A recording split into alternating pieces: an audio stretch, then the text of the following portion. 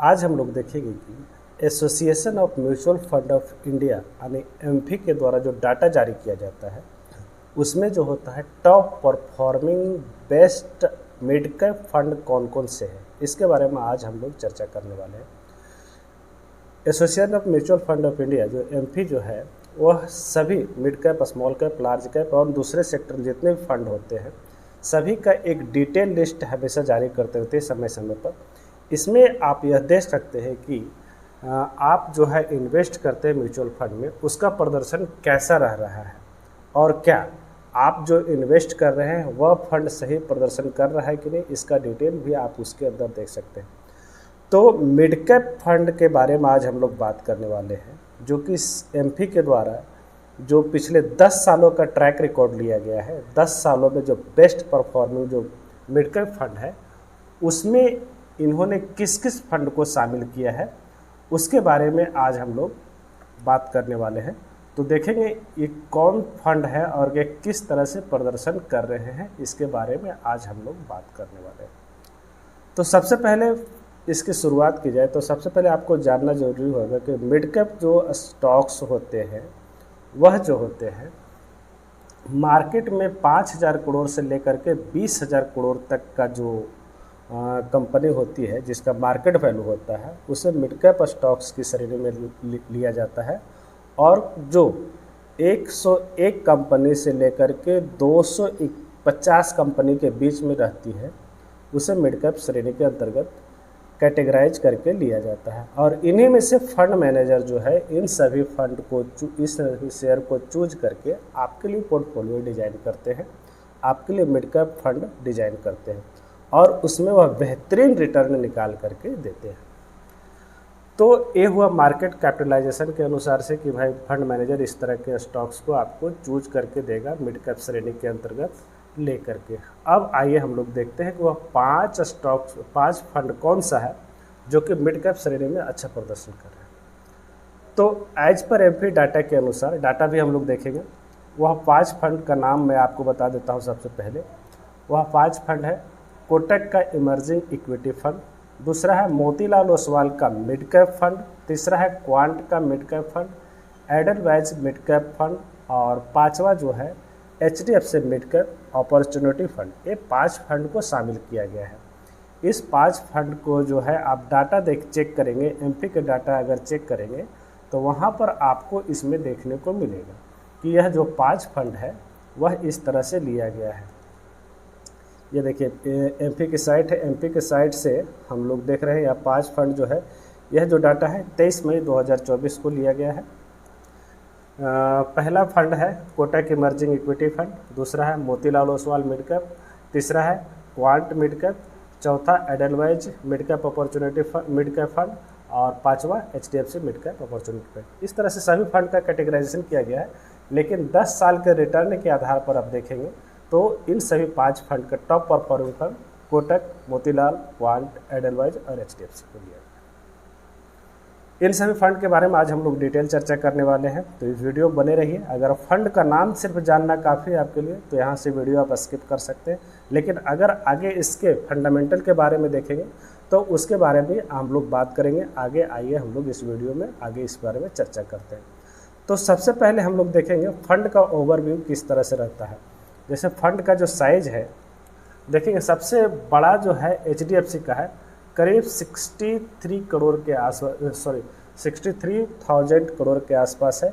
उसके बाद कोटक का है 42,000 करोड़, उसके बाद आ जाता है यहाँ पर मोतीलाल का 9,000 करोड़, उसके बाद quant 6,000 crore, Edelweiss 5,000 crore fund size manage करते हैं। जब से यह फंड लॉन्च हुआ है तब से लगभग रिटर्न के मामले में देखा जाए तो एचडीएफसी लगभग 22% का रिटर्न, उसके बाद मोतीलाल ओसवाल 24.79, बहुत ही बेहतरीन रिटर्न है। जब से लॉन्च हुआ लगभग 10-11 साल हो चुके हैं, लॉन्च हुए 10 साल, बहुत अच्छा रिटर्न निकाल करके दिए हैं। कोटक की बात की जाए लगभग 22% का रिटर्न, क्वांट की बात की जाए तो लगभग 21% का, और एडलवाइज की बात की जाए लगभग ये भी 23% का रिटर्न निकाल करके दिया है। सबसे इम्पॉर्टेंट बात होती है यहाँ पर पोर्टफोलियो का टर्नओवर की रेशियो। जो फंड मैनेजर आपके द्वारा आपके बिहाफ पर जो शेयर का खरीद और बिक्री करते हैं म्यूचुअल फंड में, वह कितना रिस्क ले करके आपके लिए रिटर्न जनरेट करते हैं, यह पोर्टफोलियो टर्नओवर पर निर्भर करता है। पोर्टफोलियो टर्नओवर में सबसे ज़्यादा देखेंगे तो क्वांट का है 339 के आसपास है। मतलब कि आपके पोर्टफोलियो को हर एक साल 3 बार बदल दिया जाता है, यानी बहुत ही ज़्यादा खरीद और बिक्री में विश्वास करते हैं यह फंड। उसके बाद आता है मोतीलाल की बात। 131 मतलब 1.31 टाइम्स आपके पोर्टफोलियो को साल भर में खरीद और बिक्री के लिए किया उपलब्ध कराया जाता है। उतना बार 1.31% आपको पोर्टफोलियो को बदल दिया जाता है प्रत्येक साल।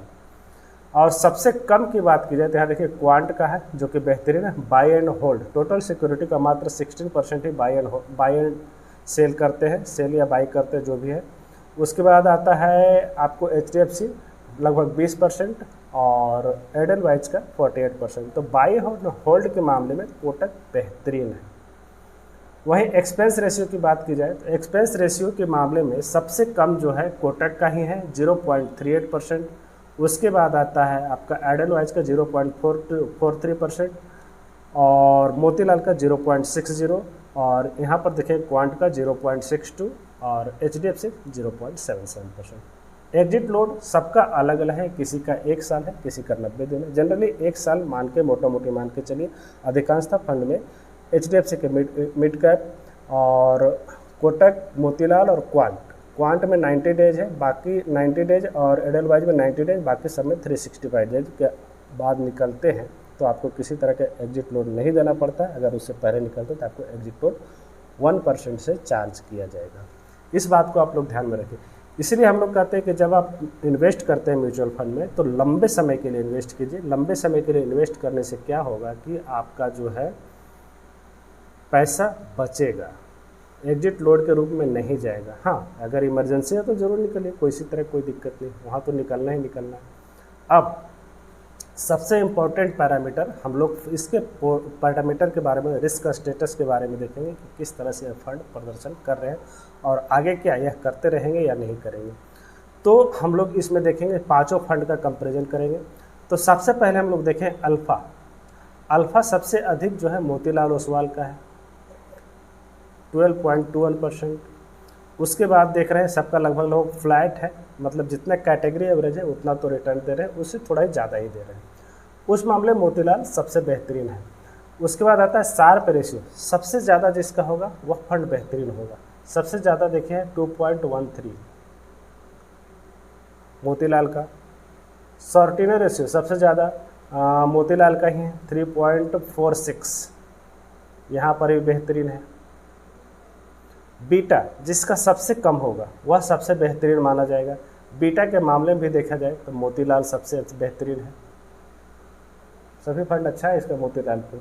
हाँ, हालांकि ये भी खराब नहीं है, कोटक बहुत ही बेहतरीन है क्योंकि इसका जो ट्रैक रिकॉर्ड है बहुत ही उतार चढ़ाव रहा है, लेकिन फिर भी अच्छा प्रदर्शन करके दे रहा है। आप यहाँ पर देखें कोटक से मोतीलाल जो है, कोटक और दोनों मोतीलाल में दोनों में ज़्यादा अंतर नहीं है। हाँ, हालांकि कुछ समय से कोटक का फंड खराब प्रदर्शन कर रहा है, लेकिन आने वाले समय में इसके प्रदर्शन में सुधार की उम्मीद है। उसके बाद देखें स्टैंडर्ड डिविएशन सबसे कम जिसका रहेगा। स्टैंडर्ड डिविएशन के मामले में अगर देखा जाए तो यहाँ पर बात आती है कोटक बेहतरीन है। मीन की बात की जाए सबसे कम जिसका रहेगा वह बेहतरीन रहेगा। यहाँ पर मीन की बात की जाए तो ये सबसे अच्छा माना जाता है। तो अगर लेना चाहते हैं इन दोनों फंड में, इन पाँचों फंड में से, तो सबसे बेहतरीन कोटक और मोतीलाल में से आप चूज कर सकते हैं या दोनों को दोनों रख सकते हैं। अब सबसे बेहतर बात आती है, ये तो हो गई फंडामेंटल की बात। अब बात आती है कि रिटर्न किस तरह से निकाल करके दिया है। एवरेज रिटर्न 10 साल 15 साल 10 साल के अंतर्गत में किस तरह से निकाल करके दिया है। उसके बाद हम लोग देखेंगे साल दर साल इसका रिटर्न किस तरह से रहा है। तो सबसे पहले हम लोग देखेंगे लंबे समय में, अर्थात 10 सालों में इनका रिटर्न क्या रहा है। 10 सालों की बात की जाए तो सबसे अच्छा जो रिटर्न निकाल करके अभी तक दिया है कोटक का इमर्जिंग इक्विटी फंड 23% का। उसके बाद मोतीलाल 22.87। उसके बाद बात की जाए तो क्वांट और एडलवाइज लगभग 22% और HDFC 21% है। शॉर्ट ड्यूरेशन की बात की जाए एक साल के अंतर्गत, एक साल में सबसे अच्छा देखेंगे तो आप क्वांट का है 82.11%, क्योंकि यह ज़्यादा रिस्क लेते हैं इसलिए इसमें ज़्यादा रिटर्न भी बनता है। उसके बाद सभी का देखेंगे लगभग 50 से 60% के आसपास फ्लाइट बना हुआ है, सब में उतना अच्छा रिटर्न निकाल करके दे, बहुत ही बेहतरीन है 50% का रिटर्न निकाल करके देना। तो मिड कैप को आप नज़रअंदाज मत कीजिए, आपके पोर्टफोलियो में ज़रूर शामिल कीजिए अगर आपका व्यू 5, 7 साल 10 साल से ज़्यादा है तो। पोर्टफोलियो को डाइवर्सिफिकेशन और मिड कैप का अपॉर्चुनिटी, मिड कैप फंड जो है आपके पोर्टफोलियो में रहना बहुत ही ज़रूरी होता है। आप देख सकते हैं साल दर साल इनका प्रदर्शन बहुत ही अच्छा बना हुआ रहता है। अब आगे हम लोग देखेंगे इसके डिटेल रिटर्न। ये तो हो गई कि भाई 5 साल 10 साल में किस तरह से रिटर्न दे करके देते आ रहे हैं। अब हम लोग देखेंगे हर एक का अलग अलग रिटर्न साल दर साल किस तरह से निकाल करके दिया है। तो सबसे पहला फंड है कोटक इमर्जिंग इक्विटी फंड। इसमें देखेंगे कि 2019 में फ्लैट रिटर्न, 2020 में 21-22% का रिटर्न, 2021 की बात करें 45%, 2022 में फिर भी फ्लैट रिटर्न और 2023 में लगभग 31% का रिटर्न। साल दर साल से ऊपर आप देखेंगे तो यहाँ पर 25% के आसपास रिटर्न निकाल करके दिया है, जो कि बहुत ही बेहतरीन है। हम लोग जहाँ 15% मान के चल रहे हैं वहाँ पर 25% निकाल कर दे रहा है मिड कैप, सुपर है। आप इस फंड को ले सकते हैं, किसी तरह का कोई दिक्कत नहीं है। उसके बाद दूसरा फंड की बात करेंगे। दूसरा फंड जो होता है मोतीलाल ओसवाल का फंड जो है 2018 में जो है ख़राब प्रदर्शन इस फंड ने किया था, किसी कारणवश खराब। पहले आप 30 मिड कैप 35 फंड के नाम से, क्योंकि इसमें 35 स्टॉक्स थे, लेकिन बाद में जब पोर्टफोलियो का साइज बढ़ा तो स्टॉक्स बढ़ाना पड़ गया, इसलिए 35 हटा करके Motilal Oswal mid cap fund नाम दिया गया है। अब साल दर साल देखेंगे तो फ्लैट रिटर्न 2 सालों में, लेकिन बहुत ही उम्दा प्रदर्शन लगातार साल दर साल का 2021 में 54%, 2023 में लगभग 41% का रिटर्न निकाल करके दिया है। यहाँ पर भी आप देखेंगे 3 साल और 5 साल और 7 साल 10 साल के टाइम फ्रेम में आपको 25% से ज़्यादा का रिटर्न निकल करके आ रहा है, जो कि बहुत ही बेहतरीन माना जाएगा इस फंड के लिए। अगर आपको लेना है तो यह फंड भी आप ले सकते हैं मिड कैप में। उसके बाद आता है क्वांट का। क्वांट भी देखेंगे तो और इसमें बेहतरीन है, क्योंकि ये ज़्यादा रिस्क लेते हैं, ज़्यादा रिस्क लेने के साथ ही यह ज़्यादा रिटर्न प्रोवाइड करवाते हैं, इसीलिए इस तरह के फंड में आपको ज़्यादा हलचल देखने को मिलती है और साथ ही साथ इसका रिटर्न भी ज़्यादा बन करके आता है। आप देखेंगे इसमें कि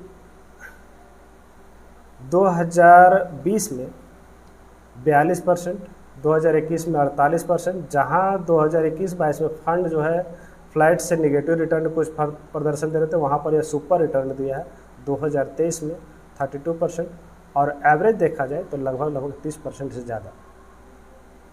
यह फंड बहुत ही बेहतरीन है। अगर आप हाई रिस्क ले सकते हैं तब आप इस फंड के साथ जाइए, अन्यथा आपके लिए कोटक और मोतीलाल आपके लिए ज़्यादा बेहतरीन है। उसके बाद नेक्स्ट फंड है एडलवाइज मिड कैप का फंड। वह भी फंड जो है बहुत ही अच्छा प्रदर्शन कर रहा है। सिर्फ 2018 में नेगेटिव रिटर्न दिया है, बाकी सभी साल पॉजिटिव रिटर्न निकाल करके दे करके लगभग 25% से ज़्यादा साल दर साल रिटर्न निकाल करके दिया है। एवरेज रिटर्न की बात की जाए तो यहाँ पर भी यह फंड बहुत ही अच्छा प्रदर्शन कर रहा है। यह अगर आपको पोर्टफोलियो में शामिल करना है तो इस फंड को भी देख सकते हैं। उसके बाद आता है सबसे पुराना फंड HDFC का mid cap opportunity fund. HDFC का मिड कैप जो अपॉर्चुनिटी फंड है, यह फंड भी पुराना फंड है, फंड साइज बड़ा है, लेकिन मैनेजमेंट बहुत ही बेहतरीन है, इसलिए आप इस तरह के फंड में यहाँ पर भी 25% का रिटर्न निकलते हुए देख सकते हैं। तो लास्ट में मुद्दा मामला ये आता है कि अगर आपको पोर्टफोलियो को डाइवर्सिफिकेशन करना है तो आपको मिड कैप का फंड लेना पड़ेगा। मिड कैप फंड अगर लेते हैं तो कोशिश कीजिए 5 साल से ऊपर अगर आप उस फंड में बने हुए हैं, किसी फंड में जो 5 फंड दिया गया है एमपी के द्वारा सुझाया गया है, जो डाटा आज जारी हुआ है, अगर आप 5 फंड में से कोई भी 1 या 2 फंड पिकअप करते हैं और उसके साथ लगातार लंबे समय में SIP तथा लमसम के जरिए बने हुए रहते हैं, तो आपके जो है फंड का प्रदर्शन, आपके पोर्टफोलियो का प्रदर्शन लगातार बेहतरीन बनेगा और आप 15% से ज़्यादा का रिटर्न यहाँ पर हासिल कर सकते हैं। जो आपका लक्ष्य है, जो गोल है, उसे आप आसानी से पूरा कर पाएंगे। तो कोशिश कीजिए इस तरह के फंड में आप इन्वेस्ट करने के लिए, ताकि आपको जो है किसी तरह का आगे चल करके दिक्कत न हो, खास करके आगे आने वाले समय में जब आप गोल निर्धारित करके इन्वेस्ट करते हैं म्यूचुअल फंड में, तो उस तरह से आपको किसी भी तरह का दिक्कत का सामना न करना पड़े। अगर आपको डाइवर्सिफिकेशन में किसी तरह का दिक्कत है, अगर पोर्टफोलियो बनाने में किसी तरह का दिक्कत होता है, 2000, 4000, 5000 का आपको इन्वेस्ट करना है, आपको किसी तरह का प्रॉब्लम हो रहा है, तो आप जो लिंक दिया गया है डिस्क्रिप्शन में वहाँ से लॉगिन कीजिए एसेट प्लस के साथ। लॉगिन करने के बाद आप उसमें डिटेल फिलअप कीजिए। डिटेल फिलअप के बाद आप पहली बार इन्वेस्ट कर रहे हैं तो केवाईसी कंप्लीट कर दिए। बहुत ही सिंपल प्रोसेस है, आपका आधार कार्ड से केवाईसी हो जाएगा। मुश्किल से 15 से 20 मिनट लगते हैं। वहाँ से केवाईसी कंप्लीट करके आप 100 रुपया से इन्वेस्टमेंट चालू करके देखिए। 100 रुपया से इन्वेस्टमेंट चालू कीजिए। वहाँ अगर आपको अच्छा लगे तो इन्वेस्ट कीजिए, अन्यथा म्यूचुअल कोड टाटा बाय करके आप बैंक एफडी में इन्वेस्ट कर सकते हैं।